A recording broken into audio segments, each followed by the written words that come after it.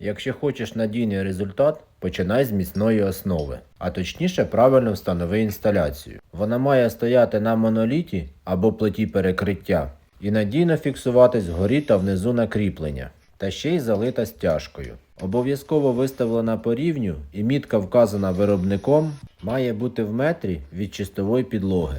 Сьогодні другий етап – зашиваю гіпсокартоном. Для цього збираю каркас, використовую вологостійкий гіпсокартон, бокову та верхню стінку зашиваю в один лист, а передню цільним листом у 2 шари. І не забувайте вирізати отвори, особливо для кнопки, бо я одного разу вже забув. Більше про ремонт на моїй сторінці.